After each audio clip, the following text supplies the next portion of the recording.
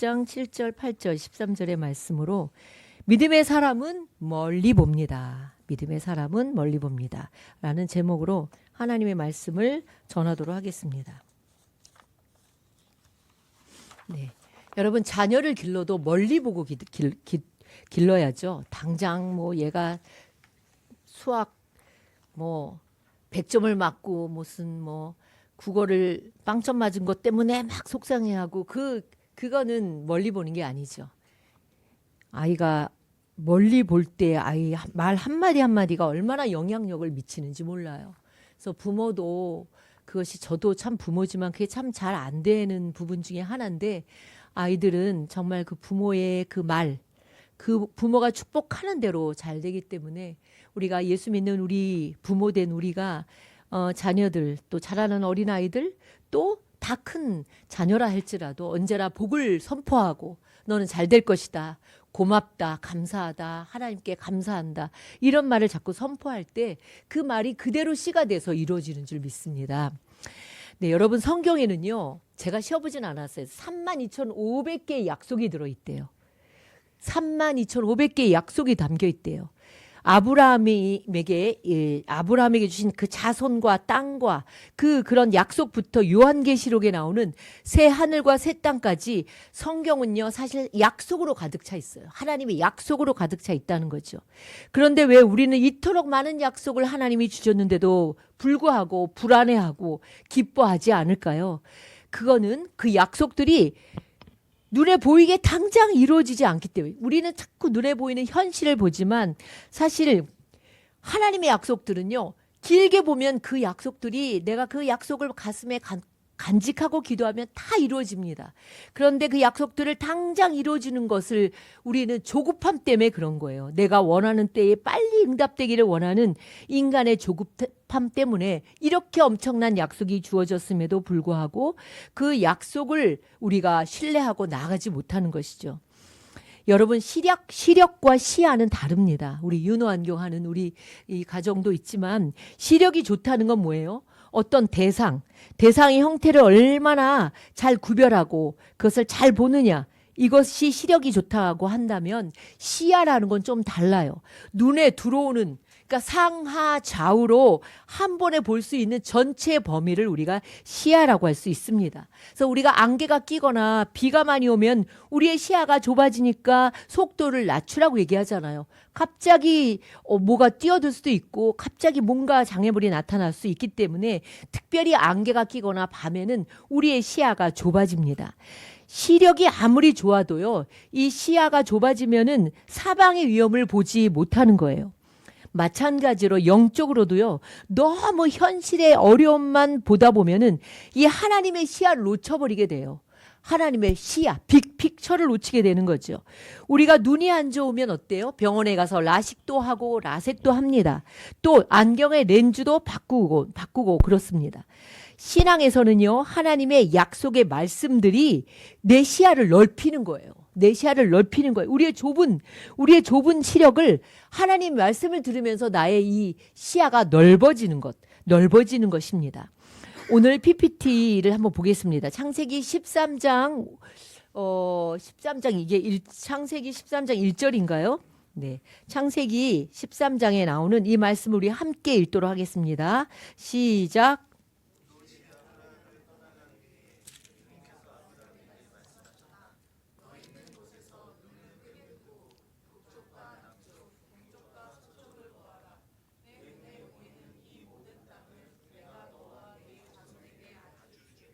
네. 자, 창세기 13장에 나오는 14절에 나오는 말씀입니다. 조카 롯도 부자가 됐어요. 양이 많아졌죠. 아브람도 굉장히 가축이 많아졌어요. 이 목자들끼리 싸우는 거예요. 우물 갖고도 싸우고 아무래도 많이 싸우니까 이제 안 되겠다. 그래서 조카 롯을 떠나보냅니다. 그래서 조카 롯에게 너 어디로 갈래? 그러니까 롯이 이렇게 보니까 물이 좀 넉넉한 저 소돔 땅으로 가고 싶은 거죠. 그래서 소돔 땅을 가겠어요. 삼촌한테 얘기를 한 거죠. 그래서 롯이 그 모든 자신의 그 가축들과 모든 이제 그 목자들과 자기의 식구들을 데리고 떠났습니다. 그리고 아브라함이 허전했죠. 아들과 같은 조카거든요. 그래서 허전한 아브라함에게 하나님이 나타나셔서 뭐라고 하시냐면 너 눈을 들어서 눈을 크게 뜨라고 하시죠. 눈을 크게 뜨고 동서남북을 바라보라는 거예요. 동쪽과 서쪽과 그리고 북쪽과 남쪽을 바라보라고 하신 거예요. 그리고 뭐예요? 네 눈에 보이는 이 모든 땅을 내가 너와 내 자손에게 아주 주겠다. 이렇게 약속을 하십니다. 네. 참 시야를 넓혀주시는 거죠. 우리도 그렇습니다. 내가 소중하게 생각한 그 하나를 잃어버리면 우리는 그것만 생각하면서 아쉬워해요. 그런데 하나님은 그런 우리에게 하나님의 약속의 말씀을 통해서 우리의 영적인 시야를 넓혀주시는 거예요. 영적인 시야를 가진 사람은요, 한쪽만 보지 않습니다. 동서남북을 바라봅니다. 나에게 닫혀있는 그 한 문만 바라보는 게 아니라 전체를 보라는 거예요. 멀리 보라는 거예요. 이것이 영적인 안목이고 통찰입니다. 그래서 여러분이 예수님을 믿으면 믿을수록 시야가 넓어져요. 그래서 어떤 일에 일희일비하지 않아요. 왜냐하면 이 일이 잘못되는 것 같아도 하나님의 약속의 말씀을 내가 품는 이상 그 일을 통하여 하나님이 하실 계획들, 더 큰 계획을 볼 수 있도록 하시기 때문에 우리는 믿음의 사람은 점점 갈수록 영적인 시야가 넓어지는 것이죠. 이게 이제 통찰이라고 하죠. 그래서 통찰을 영어로 제가 찾아봤더니 인사이트예요. 그래서 뭐 이런 거 있잖아요. 인사이트 정복, 뭐 영어 인사이트 뭐 이런 그런 참고서들 많잖아요.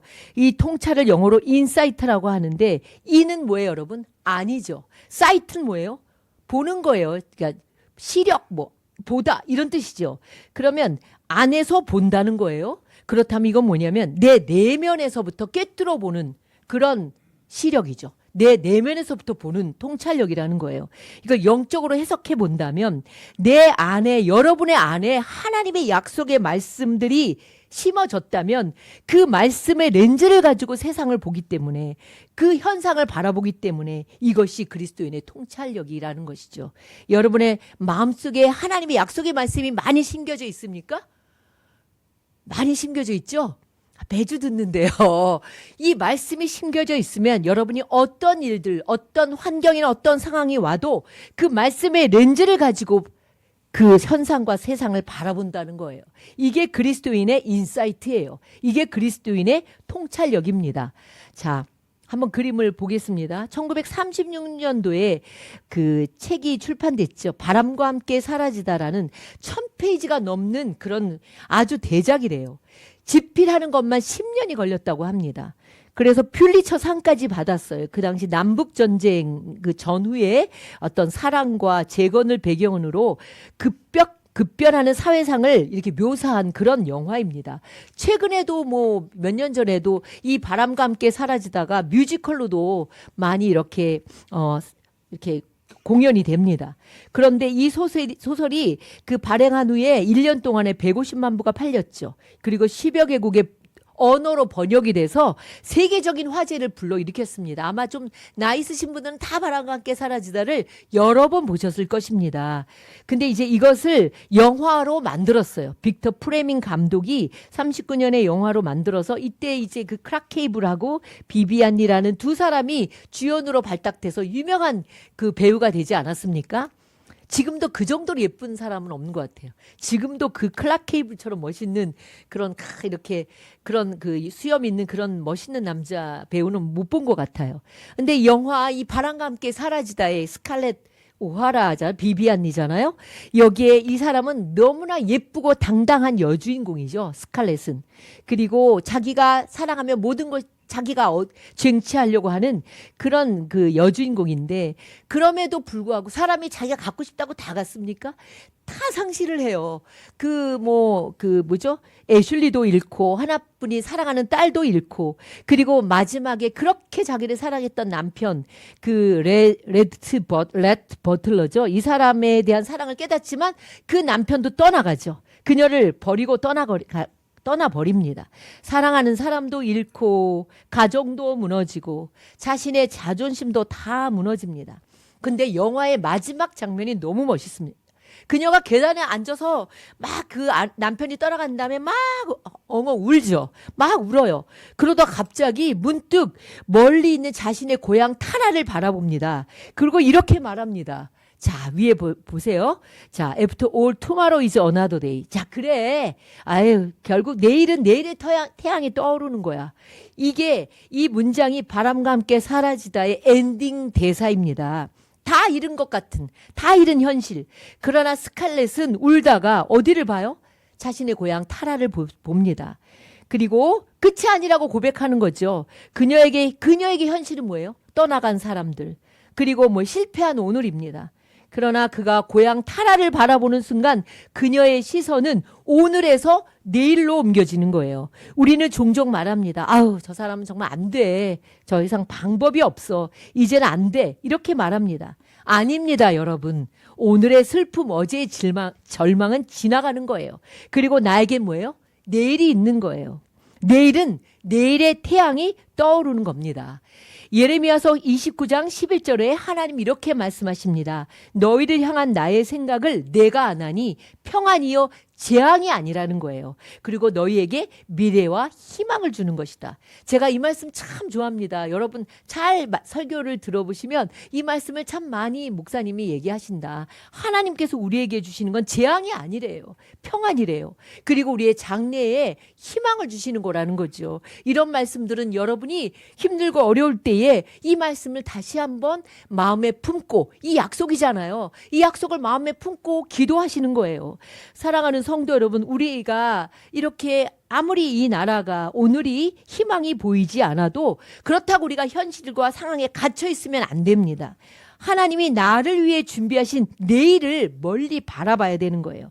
살면서 얼마나 어려움을 겪습니까? 저도 인생 살아오면서 참 어려움 순간순간이 참 많았다. 그래서 사람들이 인생을 지뢰밭이라고 합니다. 지뢰 알아요, 여러분? 지뢰. 언제 터질지 모르는 거예요. 어디를 밟아야 될지 모르잖아요. 인생을 지뢰밭이라고들 합니다. 오늘 바람과 함께 사라지다에서도 모든 것을 잃고 울던 스칼렛이 고향 타라를 바라보면서 자기의 시선을 뭐예요?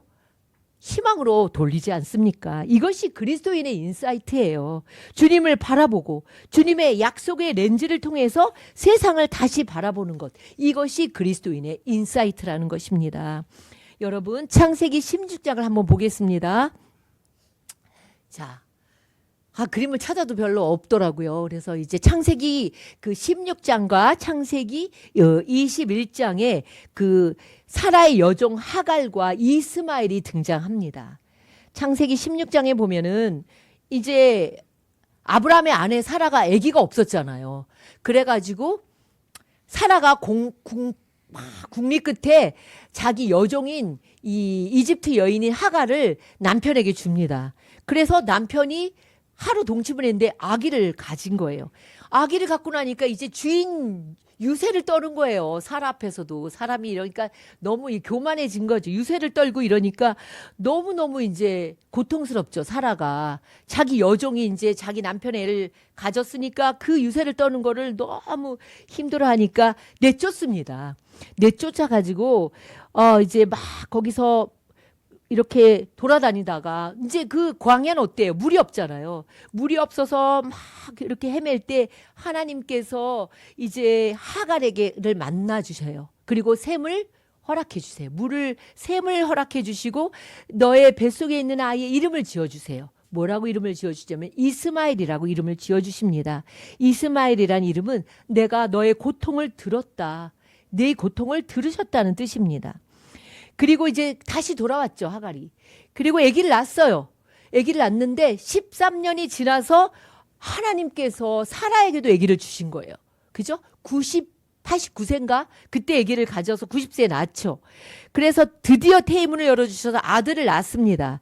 그런데 이스마엘은 13살이 됐고 이제 아들, 그 사라가 난 아들 이삭은 어린아이잖아요. 이 어린아이인데 이스마엘이 13살이 되니까 자꾸만 놀리는 거예요. 어린아기를 자꾸 놀리는 걸 보고 화가 난 사라가 아브라함에게 얘기해요.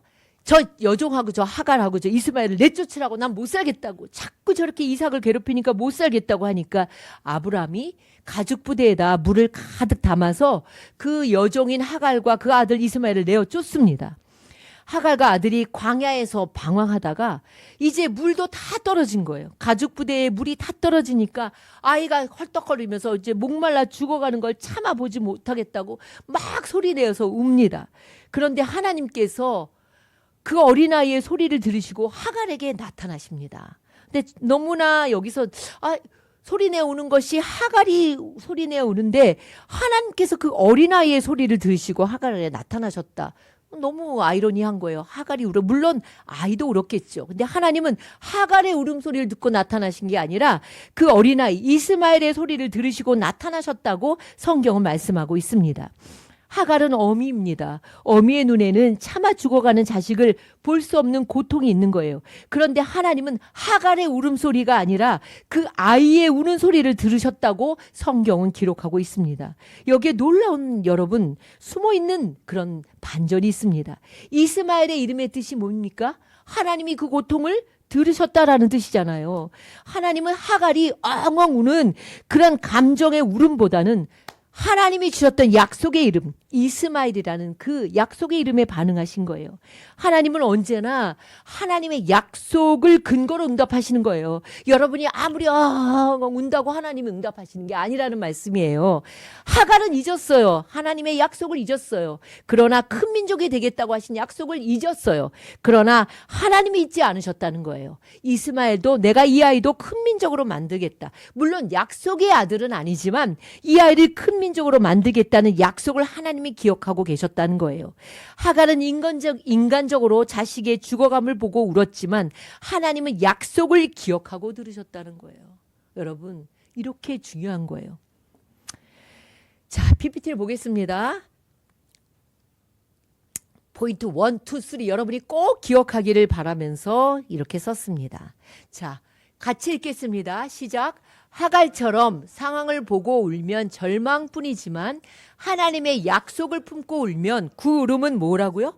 샘물을 발견하게 된다는 거예요. 창세기 21장 19절에 보면 하나님이 하갈의 눈을 밝히셨으므로 샘물을 보고 가서 가죽 부대에 물을 채우다가 그 아이에게 마시게 하였더라. 샘을 발견하게 하신 거예요. 여러분, 우리가 상황을 보면서 울고 절망하면 그걸로 끝이에요. 그러나 우리가 하나님의 약속을 품고 울면 그 울음은 뭘 발견하게 하신다고요? 샘을 발견하게 하신다는 거예요. 여러분이 하갈처럼 자녀 문제로 혹은 인생의 문제로 하염없이 울고 절망하고 계십니까? 그건 절망으로 끝날 뿐이에요. 하나님은요, 하나님의 약속을 근거로 여러분이 붙잡고 기도해야 되는 거예요. 창세기 16장에 아까 제가 이야기한 것처럼 임신한 하갈이 쫓겨났을 때에 하나님께서 그 뱃속에 아이의 이름을 지어주셨어요. 너의 고통을 내가 들었다. 이스마엘로 지어줬다는 거죠. 약속의 이름 이스마엘을 하나님이 기억하고 계셨어요. 그리고 그 아이도 큰 민족이 되게 할 거다. 그걸 기억하셨습니다. 하물며 우리가 이 시대를 살아가는 우리가 하나님의 약속을 붙잡고 기도하면 그 약속을 기억하신다는 거예요. 하나님이 하갈의 눈을 밝히시자 샘이 보였습니다. 사람이 슬픔이라는 감정에 갇혀 있으면요, 판단력도 흐려지고 시야도 흐려져서 자기 옆에 뭐 좋은 게 있어도 보이지가 않는 거예요. 하갈이 발견한 샘물은요, 하나님이 그때 창조하신 게 아니에요. 이미 그곳에 샘이 있었지만 자기가 너무 절망하고 슬픔 속에 눈물에 가려서 보이지 않았을 뿐입니다. 외부의 환경이 바뀐 게 아니라 하갈의 내면이 바뀌니까 보인 거예요. 이것이 인사이트입니다. 은혜는요, 여러분, 하나님이 이미 예비해 두신 여호와 이레, 그것을 발견하게 하는 거예요. 포인트 2를 보겠습니다. 은혜는요, 하나님이 이미 예비해 두신 것을 우리로 하여금 발견하게 하시는 게 은혜입니다. 광야 같은 인생을 살아가면서 답이 없다, 가망이 없다, 돈이 없다, 절망하며 원망하지 마십시오.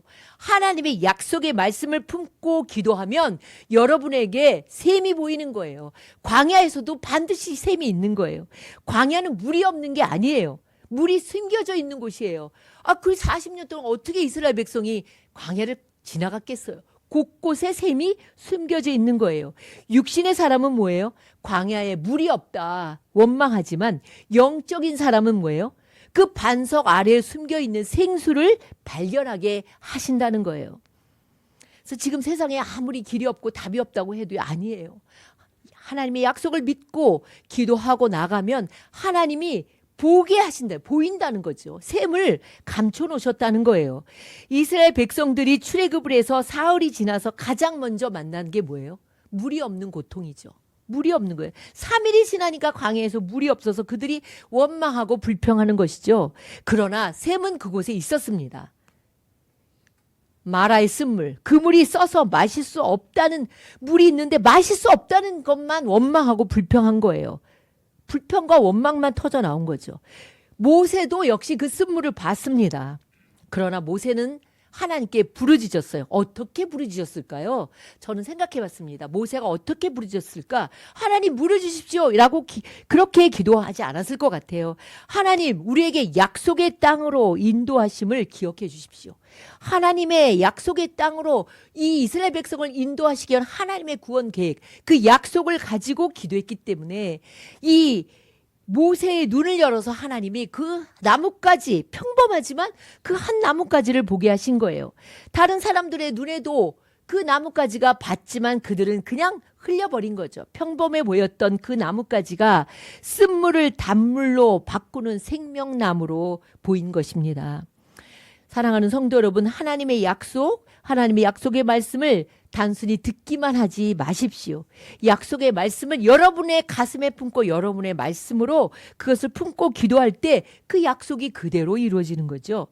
그리고 반드시 하나님께서 여러분의 눈을 밝혀주실 것입니다. 남들은 마실 물이 없어 죽겠다고 소리치는 광야 한복판에서 하나님은 이미 준비된 샘물을 발견하게 하신다는 거예요. 지금 이 세상도 모두가 불경기다, 모두가 불황이다, 모두가 길이 없다고 하는 이 광야 같은 한복판에서도 여러분이 하나님의 약속의 말씀을 가슴에 품고 기도할 때 하나님이 여러분의 눈을 열어서 샘물을 발견하게 하실 것을 믿습니다. 남들이 갈 바를 몰라 방황할 때 여러분은 이 하나님께서 약속하신 그 길을 묵묵히 믿음의 길을 잘 걸어가게 될 줄로 믿습니다. 이것이 바로 약속을 품고 기도하는 자에게 허락된 하나님의 복입니다. 믿음의 조상 아브라함을 보십시오. 아브라함을 우리가 육안으로 보면은 현실은 자식이 없어요. 하나도 없어요. 늙었어요. 고향도 아닌 낯선 땅이에요. 도대체 어디로 가야 될지 갈 바를 알지 못하는 그런 불확실한 미래를 사는 아브라함이었습니다. 그러나 그가 갈 바를 알지 못하면서도 그가 하루하루를 이렇게 평안히 걸어갈 수 있었던 것은 그의 내면에 하나님의 약속, 창세기 12장 1절에서 3절에 나오는 그 하나님의 약속을 품고 있었기 때문입니다. 하나님의 약속의 말씀을 많이 품고 기도하는 자에게 샘을 발견하게 하신다는 거죠. 샘이 발견돼요. 그렇잖아요? 그러니까 뭐 그런 얘기 하잖아요. 정주영 회장이 어디 아프리카를 가서, 정주영인가? 이제 신발을 거기 신발 공장을 세우려고 하니까 이 사람들은 신발도 안 신고 다니는데 무슨 신발 공장이 되겠냐라고 할 때 이 사람은 역발상으로 생각을 한 거잖아요. 그런 것처럼 우리가 하나님의 약속을 믿고 하나님의 약속을 기대하고 품고 나가면 우리의 눈이 열리면 그 전에 똑같은 샘이라도 보이지 않던 샘을 발견하게 하신다는 거죠. 사랑하는 성도 여러분, 2026년도 구정을 앞둔 여러분, 하나님의 약속을 품으십시오.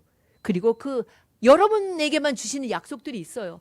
그 약속을 잡고 평생을 그 약속을 잡고 기도해야 되는 약속의 말씀이 있고, 또 이렇게 매 주마다 주시는 약속의 말씀을 품고 기도할 때 여러분의 발걸음마다 하나님이 준비해 놓으신 나뭇가지와 샘을 발견하게 하실 줄 믿습니다. 네, 기도하겠습니다. 하나님 아버지 감사합니다. 오늘도 귀한 은혜의 말씀을 통하여 우리에게 큰 도전을 주심을 감사드립니다. 오늘도 하나님의 약속의 말씀을 우리 가슴에 품습니다. 그 약속들을 붙잡고 기도할 때에 광야 같은 세상 속에서도 주님이 예비하신 샘들을 발견하게 하여 주시옵소서. 예수 그리스도의 이름으로 감사하며 기도드립니다. 아멘.